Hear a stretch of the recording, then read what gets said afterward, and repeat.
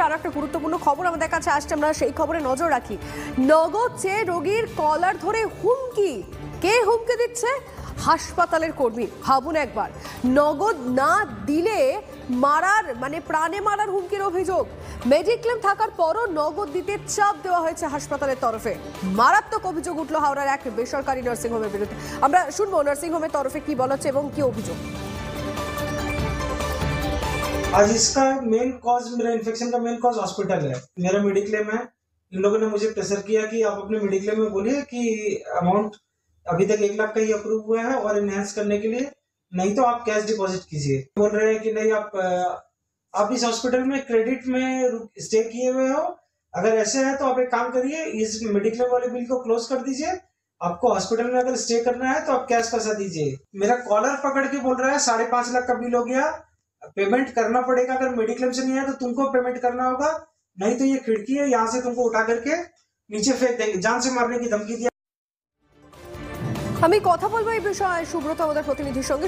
সুব্রত, মারাত্মক অভিযোগ, মানে কেন মেডিক্লেম থাকা সত্ত্বেও টাকা চাওয়া হলো? মানে হাসপাতালের তরফ থেকে কি বলা হচ্ছে যে নার্সিং হোমের বিরুদ্ধে অভিযোগ, তারা কি বলছে?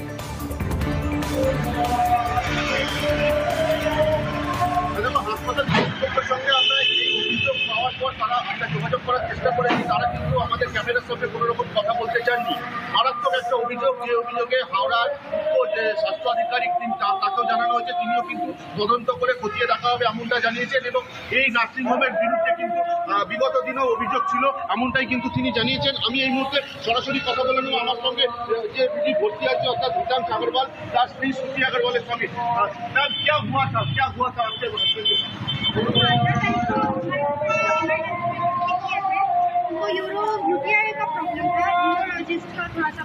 অবশ্যই আমরা এই বিষয়ে নার্সিংহোম কর্তৃপক্ষ কি বলে এবং তাদের কি যুক্তি, কেন এরকমটা তারা করলেন, এবং সব থেকে ভয়ানক বিষয় হুমকি, মানে যে রুমে যে কেবিনে তিনি ছিলেন সেখান থেকে ছুঁড়ে ফেলার হুমকি পর্যন্ত দেওয়া হয়েছে। অবশ্যই এই বিষয়ে নজর থাকবে। সুব্রত, ধন্যবাদ। আমরা আগেও অনেক তথ্য পেয়েছি ওই হাসপাতালের এগেন্স্টে। আমরা সেই সময় যথাযথ সমস্ত যা করার আমরা করেছিলাম, কিন্তু এবারে আবার যখন শুনলাম এটা যদি কোনো রকমের আমাদের অফিসিয়াল আকারে আমাদের কাছে আসলে আমরা সেই এগেন্স্টে স্টেপ নেব। এদিকে আরো একটা খবর আপনাদেরকে জানিয়ে রাখি, ছাত্রীকে ধর্ষণের অভিযোগ এবং সেই অভিযোগের ভিত্তিতে আমরা কি দেখলাম? আমরা দেখলাম প্রতিবাদে নন্দীগ্রাম থানায় তুলকালাম পরিস্থিতি। গেট ভেঙে থানায় ঢোকার চেষ্টা বিজেপি মহিলা মোর্চার কর্মীদের। নন্দীগ্রাম থানার গেটে ধাক্কা বিজেপি মহিলা মোর্চার। ধর্ষণের অভিযোগে আজ থানায় ডেপুটেশন দিতে যান বিজেপি মহিলা মোর্চার কর্মীরা। পুলিশ গেট আটকালে পরিস্থিতি উত্তপ্ত হয়ে ওঠে, সেই ছবি দেখছেন আপনারা। নারীদের সুরক্ষা পাচ্ছে না, এরই প্রতিবাদে আমাদের আজকে মহা মিছিল করা হয়েছে। ওসি যেন অবিলম্বে এর বিচার চাই, অবিলম্বে যেন বিচার করে। ওসি থেকে এসি ঘরে বসে আছে, আমাদের মেয়েরা স্কুলে যেতে পারছে না, বাড়ি থেকে বেরোতে পারছে না।